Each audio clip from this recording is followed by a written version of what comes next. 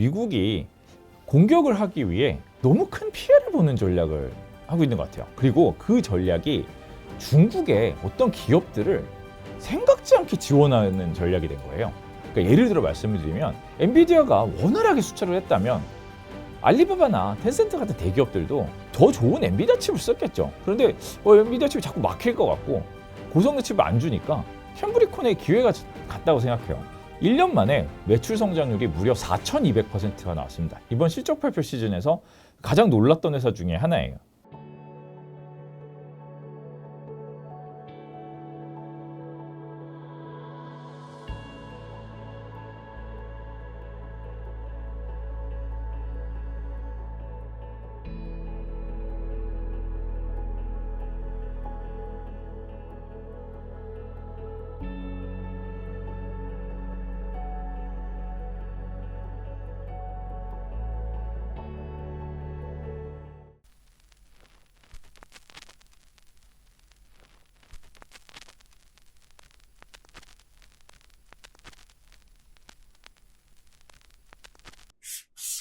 안녕하세요. 주식일타 김기훈입니다. 오늘은 조금 좋은 소식을 말씀드리네요. 트럼프 관세 전쟁이 끝없는 보복, 강대 강의 구도로 가다가 결국은 이제 드디어 좀 완화되는 모습이 좀 나타나고 있어요. 사실 저희가 큰 틀에서 트럼프는 위협, 협상, 그 다음에 결국 원하는 것을 얻고 그 다음에 이제 다시 철회하면서 좋아진다, 약간 이런 말씀을 드렸었는데 이번엔 조금 양상이 다릅니다. 강한 위협을 했는데 협상이 잘은 안 되고 있어요. 처음부터 항복할 줄 알았는데 많은 나라들이 좀 버티고 있죠. 그러니까 나온 모습이 오히려 반대로 이번엔 트럼프와 베센트가 먼저 완화적인 모습을 보이고 있어요. 어차피 이 버틸 수 있는 시간에 한계가 있다고 말씀드렸잖아요. 6월 전에는 좀 좋은 모습이 나올 거다 말씀드렸는데 약간 좀 빨리 나오고 있습니다. 미국 금융시장의 반응이 안 좋기 때문에 좀 그런 부분이 더 있는 것 같아요. 지금 보시면 저희가 중국과 보복이 이어지면서 4월 초에 4월 한 8일까지 아주 시장이 많이 빠졌었잖아요. 나스닥 20% 이상 빠졌을 때 저희가 원래 연초에 안 좋게 얘기했던 미국 주식이라 하더라도 이 정도로 많이 빠졌을 때는 사야 된다 이렇게 말씀드렸는데, 그리고 바로 이제 우방국에 대한 유예 조치가 나왔고, 하지만 그때는 중국에 대한 145% 관세 유지되고 있었죠. 그렇지만 이번에는 또 중국 관세가 내려갈 여지가 있다 이런 말을 말이지만 어제 그런 코멘트를 남겼습니다. 대화가 잘 되고 있다 이런 말을 합니다. 중국에서 아직 인정하는 얘기는 없지만 어쨌든 좀 아주 강경한 태도에서 뭔가 좀 해보려는 움직임이 좀 바뀐 것 같아요. 그리고 파월 해고 때문에 굉장히 시장이 곤란했었는데요. 파월 해고하지 않는다 이런 말도 했고요. 지금 약간 이제 시장에 신경을 쓰고 있는 것 같아요. 그리고 저희는 이제 트럼프는 굿캅, 배드캅 전략을 쓸 거다. 가장 배드캅은 나바로라고 말씀드렸고요. 이 굿캅은 베센트. 1기 때도요, 좀 굿캅의 역할을 했던, 그러니까 좋은 쪽 얘기를 하는 분은 스티브 무누신이라고 재무장관이었어요. 이번에도 재무장관. 그러니까 이분은 원래 커리어가 사실 헤지펀드 출신이고요. 이게 멀가랑 소통이 잘 되는 이런 분이 좋을 땐 좋은 얘기를 해주는 거예요. 그러니까 지금 완화되는 분위기에서는 이런 얘기를 하고, 그래서 미국 주식이 많이 반등했고 달러 가치가 급락하고 있었는데 조금은 약간 반등을 했습니다. 그러니까 저희는 그래서 이게 반등 국면이 있다고 보지만 미국 전체로 볼 때 이 트럼프 관세 전쟁은 굉장히 지금 안 좋은 상황이라고 생각해요. 이거는 큰 틀에서 미국에 대한 생각을 바꿨다고 생각합니다. 이게 미국이 5경이 넘는 부채가 있고요. 무역 적자도 심하고 재정 적자도 심합니다. 그런데 모든 것을 넘는 미국에 대한 신뢰가 있어요. 그러니까 미국이 법도 지키고 문서로 협약도 지키지만 법과 문서가 없어도 미국은 최소한 상식에서 벗어나지 않는 행동을 할 거라는 이 글로벌 모든 사람들의 강한 믿음이 있어요. 그러니까 미국에 이런 프랙티스가 있는 거죠. 그러니까 어떤 이상한 미국의 적성국인 나라들이 하는 행동을 보면 몰수를 하기도 하고 했던 말을 바꾸기도 하고 갑자기 이상한 행동을 하기도 하고 정권이 교체되고 이런 일들이 있잖아요. 그런 나라에 투자하지 못해요. 근데 미국은 미국이 빚이 많아지더라도 미국이 돈을 갚을 것이다. 그리고 미국이 경제 정책에 있어서도 연준의 숫자에 맞춰 데이터에 맞춰서 정확한 정책을 할 것이다. 이런 믿음이 다 있잖아요. 그리고 이 우방국에 대해서 어느 정도 이렇게 호혜적인 측면으로 잘 해주면서 경제를 이끌어가는 그런 부분에 대한 믿음이 있는데, 미국에 대한 신뢰를 너무 많이 이제 손상된 것 같아요. 여기서 당연히 이제 협상 전략으로 이렇게 했다가 나중에는 관세를 철회할 수도 있겠죠. 그렇다 해도 이게 언젠가 또 관세를 또 할 수도 있고 원하는 게 있을 때 어떤 방법으로 우리를 위협해서 할 수 있는 거 아니야? 이런 생각이 생기면 당하는 나라 입장에서는 대안을 생각할 수도 있는 거예요. 얘는 미국만 보고 잘 장사를 했는데 이거 미국만 보다가 이거 다음에 또 당하면 어떡하나 이런 생각이 들 수도 있고 대안을 생각할 수 있는 거죠. 그 대안을 이제 잡으려고 하는 데가 중국이죠. 중국이 뭐 유럽에 손을 뻗치고 동남아에 손을 뻗치면서 우리도 내수가 있다, 우리도 사주겠다, 뭐 이런 얘기를 하잖아요. 실제로 뭐 캐나다의 원유를 뭐 사들이기도 하고요. 이런 걸 볼 때 미국이 이번 신뢰를 깬 것은 이게 장기적으로 좋지 않은 것 같습니다. 사실 목적은 좋은 거라고 말씀드렸어요. 그러니까 아니 당연히 트럼프가 미국 경제를 뭐 흔들리게 하기 위해서 이런 게 아니라 물론 제조업을 부흥시키고 공장을 가져오고 또 미국의 수출품을 수출을 늘리고 뭐 농산품 주로 에너지 뭐 이런 거죠 협상하고 그다음에 타국의 비관세 장벽을 철폐하겠다 이런 거예요.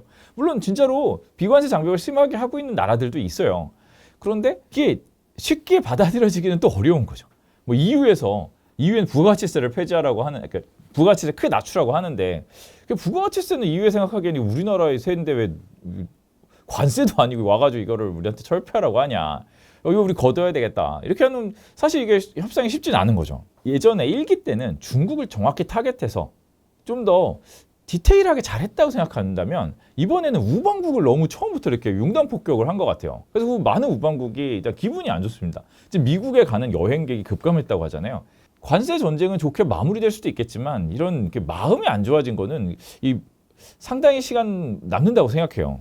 일단 그 시작은 관세를 무섭게 때리면 모두 먼저 막 가져와서 바칠 거라고 생각한 것 같아요.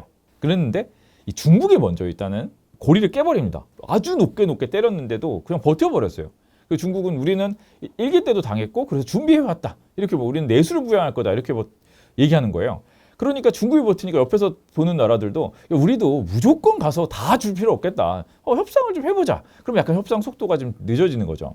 유럽은 버티고 있고요. 이런 걸 보면은 조금 처음에 생각하고 좀 틀어진 것 같아요. 그러니까 그렇다고 미국이 뭐 계속 고집만 부릴 수는 없잖아요. 그래서 미국에서 정책 수정이 나왔다고 생각합니다. 그래서 지금 뭐 베센트를 내세우고 최근에 나바로 안 나오잖아요. 나바로가 약간 밀려나 있다고 그런 얘기도 막 있고요. 원래는 막 제일 막 세게 얘기했었는데 베센트가 나오고 트럼프가 나와서 지금 이게 뭐 잘 된지 모르겠지만 계속 잘 돼가고 있다 얘기하고 결국 관세가 낮아질 거다 얘기하고 그러면 금융시장을 안정시키고 있어요.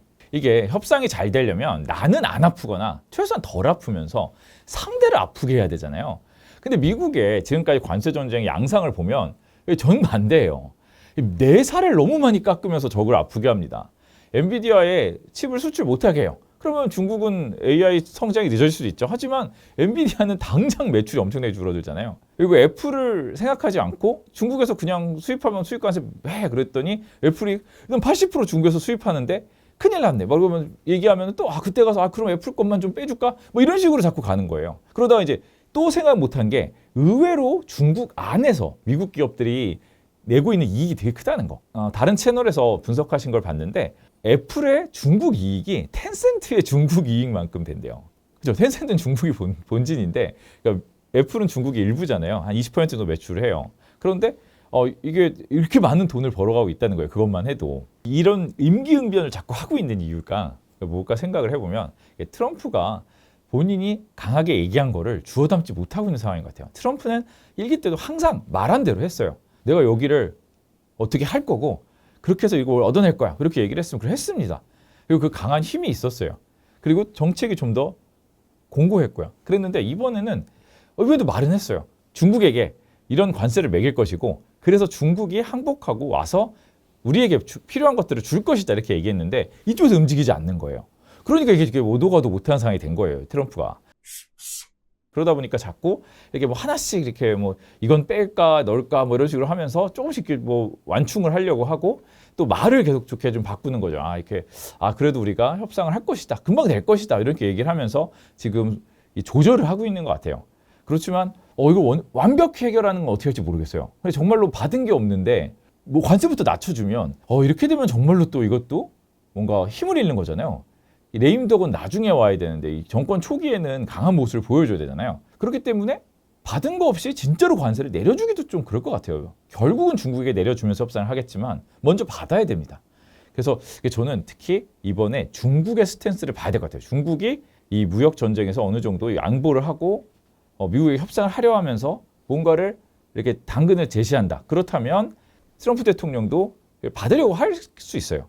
그런데 지금 당장의 상황에서는 아직 중국은 뭔가를 제시하고 있지 않아요. 그래서 이 부분을 오히려 좀 중시해서 봐야 될 것 같고 미국에서는 오히려 좀 좋은 얘기들이 지금처럼 계속 좀 나올 것 같습니다. 1기 때는 미국 시장이 중간중간 관세로 많이 떨어지긴 했었지만 전체로 좀 다른 나라보다 좋은 모습을 보였어요. 그때 협상할 때 유예를 하고 협상을 했거든요, 사실.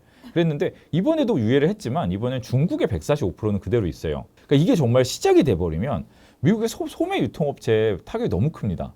이게 정말 모건 스탠리 같은 그 미국의 은행에서도 이것을 분석했는데 정말 예상할 수 없을 정도로 큰 안 좋은 넘버가 찍힌다 이렇게 얘기를 했습니다.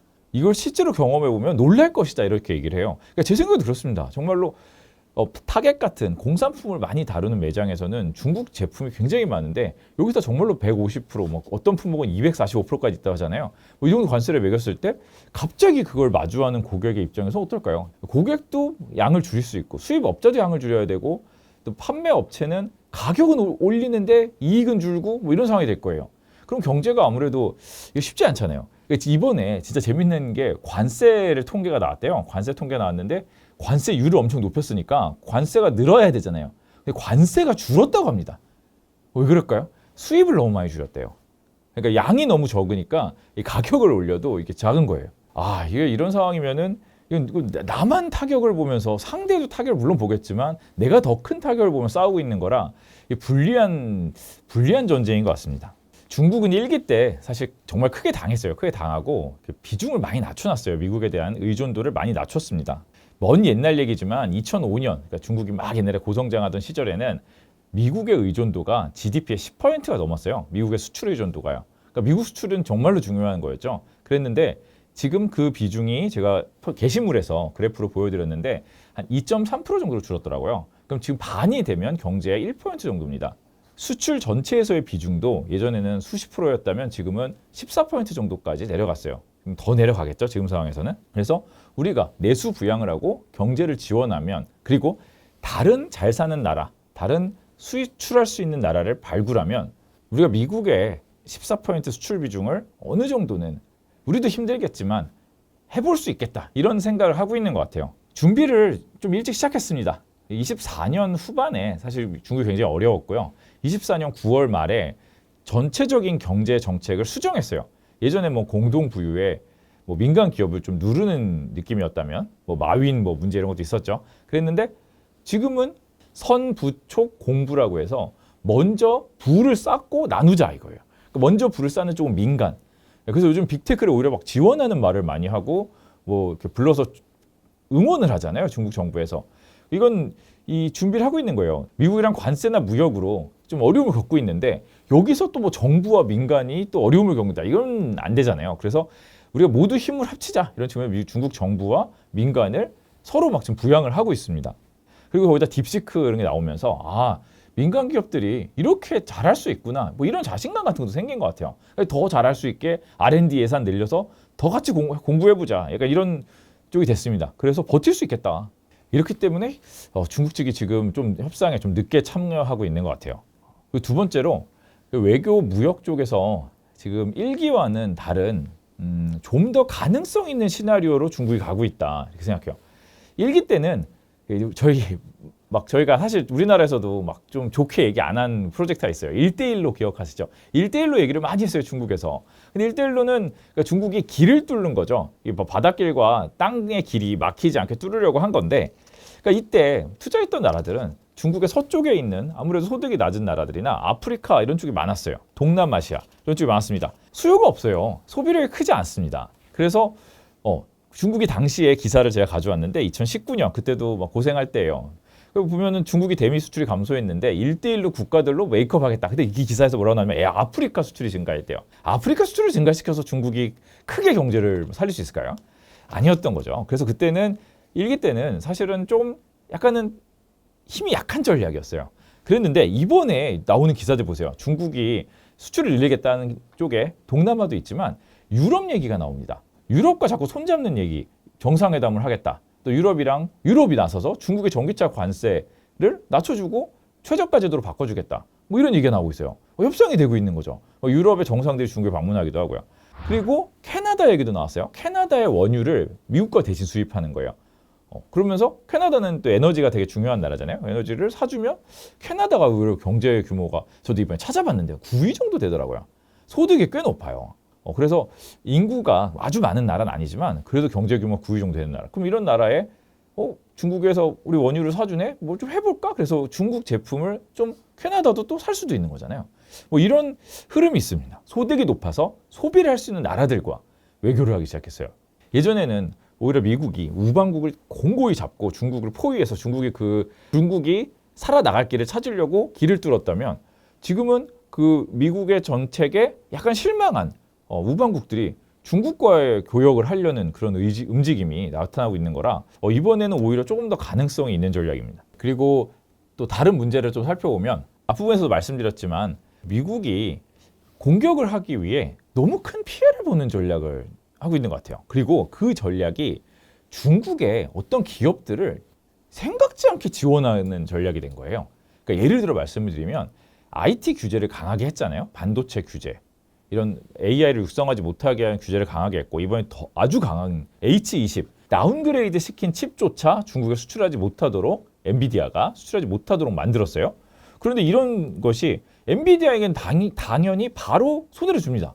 중국 부분 매출액 있잖아요. 신기해요. 한 다 20% 정도 되더라고요. 뭐 애플도 20%, 뭐 엔비디아도 이렇게 더하면 20% 이렇게 나오는데 이거 어떡하지? 하는 동안 중국에서는 캠브리콘이라는 저도 사실 투자하기가 어려운 회사예요. 이게 본토에 있고 과창판 기업이기 때문에 외국인 투자가 어렵습니다. 그렇지만 거래가 많이 되고 있는 회사예요. 그러니까 이 회사가 AI 반도체를 만들었어요. 엔비디아가 원활하게 수출을 했다면 알리바바나 텐센트 같은 대기업들도 더 좋은 엔비디아 칩을 썼겠죠. 그런데 엔비디아 칩이 자꾸 막힐 것 같고 고성능 칩을 안 주니까 캠브리콘의 기회가 같다고 생각해요. 1년 만에 매출 성장률이 무려 4,200%가 나왔습니다. 이번 실적 발표 시즌에서 가장 놀랐던 회사 중에 하나예요. 그러니까 엔비디아를 눌러서 중국의 반도체 기업을 키워주는 이상한 효과를 지금 만들고 있습니다. 중국 생산 비중이 또 80%인 또 애플도 지금 중국 문제 크잖아요. 애플을 볼 때도 또 이런 생각지 않은 부작용이 발생했는데 애플이 중국에서 생산하기 때문에 이 관세 때문에 미국 가격 올릴 것이다 이런 걱정을 했는데 또 하나의 걱정은 애플의 마켓이 또 중국이잖아요. 중국에서도 중국 비중이 애플 매출의 20%가 중국인데 관계가 안 좋아지면서 애플을 잘 안 사기 시작하잖아요. 이게 어떤 부작용을 줬냐? 샤오미가 잘 되게 만든 거예요. 중국이라는 시장이 있는데 그 중에서도 애플은 가장 좋은 세그먼트를 가져갑니다. 스마트폰이 다 돈을 많이 버는 게 아니에요. 비싼 스마트폰이 큰 돈을 벌어요.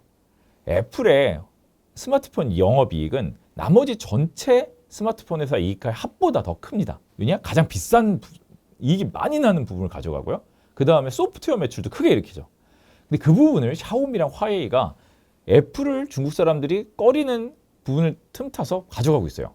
실제로 애플의 비중이 지금 5위로 떨어졌습니다. 샤오미가 무려 40% 성장해서 1위고요. 스마트폰은 사실 성숙한 산업이잖아요. 그렇게 해서 스마트폰이 뭐 AI 반도체처럼 뭐 빠르게 성장하는 부분은 아닌데 1년에 40% 성장할 기회를 준 거예요. 그리고 2위를 화웨이가 차지했습니다. 이거는 중국의 기업들을 누르려고 노력을 했는데 그 과정에서 중국의 기업들을 자생하게 키우게 만들어준 것 같아요. 그리고 또 테슬라가 또 이번 기사 있었잖아요. 중국에서 생산 잘 멈추기도 하고 뭐 중국에서 좀 테슬라가 안 팔리는 거 아니야? 그러면서 뭐 BYD가 더 팔린다 이런 얘기도 있잖아요. 지금 중국의 상하이에 이제 오토쇼를 하고 있는데 BYD에서 이제 막 고가 모델을 엄청 대대적으로 소개하더라고요. 그래서 BYD도 지금 중국 관세 전쟁 때 주가가 많이 떨어졌었는데 BYD, 샤오미가 최근 며칠 동안 주가가 엄청 빠른 속도로 회복하고 있습니다. BYD는 거의 뭐 고점 구간까지 온 것 같아요. 전기차에서도 대수가 많은 거는 BYD라든가 중국 차들이 많잖아요. 그렇지만 미국은 항상 가장 좋은 파일을 가져갔습니다. 테슬라도 고가 라인을 아무래도 상대적으로 중국의 저가 전기차보다 가져갔잖아요. 근데 이 부분을 중국인들이 테슬라가 아닌 중국 차를 구매하려 한다면 이 중국에서 이제 저가 전기차가 아닌 고가 전기차의 마켓까지 키워주는 이런 부분을 만든 것 같아요. 오늘 드디어 좀 좋은 뉴스를 좀 말씀드릴 수 있어요. 트럼프 대통령과 베센트 재무장관이 완화하는 느낌, 저희가 관세 전쟁을 그래도 중국과 결국은 협의할 거고 관세를 낮출 거다 이런 느낌을 주는 멘트를 하면서 또 뭐 시장에는 뭐 언제 만날 거라는 얘기도 이렇게 루머처럼 돌더라고요. 좋은 얘기들이 나오면서 시장이 반등하고 지금 분위기가 좋은 상황인데요. 저도 동의합니다. 그리고 저는 바닥에서는 항상 사야 된다는 걸 계속 주장을 여러 번 드렸고요. 그런데 제가 말씀드리고 싶은 가장 큰 부분은 하지만 이것이 구조적인 틀의 변화를 만든 것 같아요. 세상이 미국을 중심으로 우방국이 중국을 견제하는 구조에서 중국이 소득이 높은 EU나 캐나다 같은 다른 나라와 거래할 수 있게 살아나갈 길을 이번에 좀 터준 거 아닌가 이런 생각이 좀 듭니다. 그래서 큰 틀에서 저희가 홍콩에 상장된 지금 굉장히 잘 나가는 성장주들을 많이 소개를 해드렸는데요. 이런 회사들이 중국의 내수 부양책과 함께 유럽 등의 판로를 개척해서 더 좋아질 수 있는 이런 그림을 전혀 의도치 않게 예상치 않게 만들어준 거라고 생각합니다.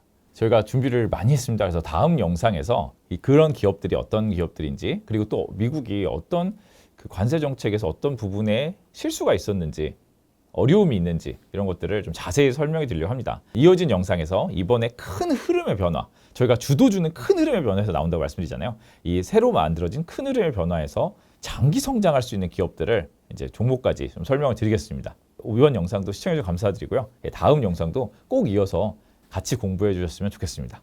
감사합니다.